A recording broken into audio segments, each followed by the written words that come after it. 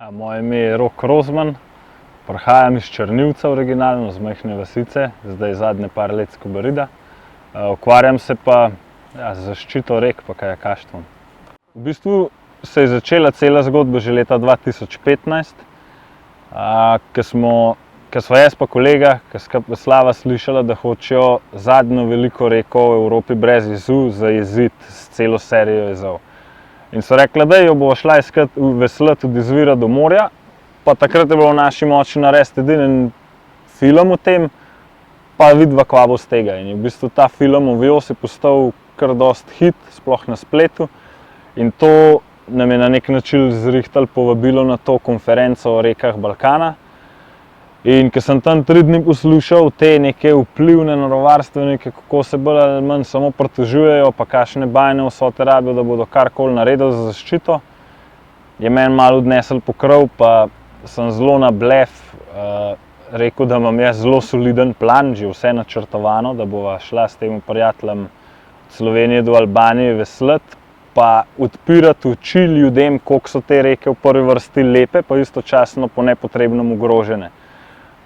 Pričakoval sem ful dober odziv, ki ga nisem dobil, ampak na koncu so bili tisti domačini, ki so rekli, ja, nam se pa to zdi kul ideja, daj, bomo pa skupaj to naredili. In tako je pojavila se je v momentu ideja za Balkan Rivers Tour, ki se je zgodil pol spomlad leta 2016 in prerastel v 2-3 letih v Balkan River Defense gibanje. Balkan Rivers Tour je bil res tista čist nora ideja in v štartu smo štartali po balkansko na največje in najboljše. In na srečo nam je že v prvem turu ratalo, da je bil to največja direktna akcija za ohranjanje rek. Tudi drugi je bil precej velik, ampak v primerjavi s prvim manjši, pa tudi čist fokus je bil druge.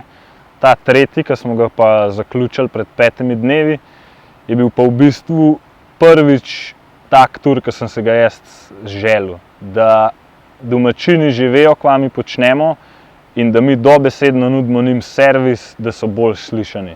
Kar je pomenilo, da smo naredili 12 protestov, 17 projekcij našega novega dokumentarca, šli čez 6 držav, veslali na 9 rekah, pa vključili več kot 2000 ljudi. To se je odvijalo 32 dni, kar je v bistvu kar neko obdobje.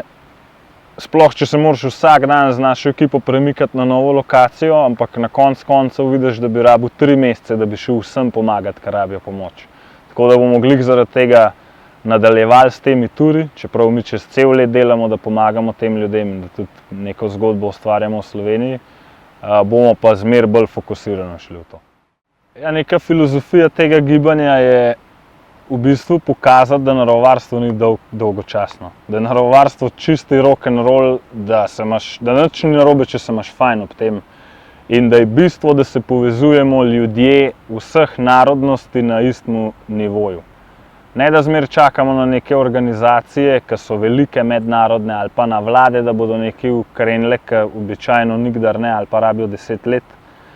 Dajmo mi stopiti skupaj, pa po domač, po bližnjicah rešiti zadevo. In v bistvu se skozi vse 3 ture to zelo dobro pokazalo. Da mi pridemo tja s temi pisanimi kajaki, ki pritegnejo pozornost medijev, ne samo domačih, tudi mednarodnih, ki jo ta tematika res rab.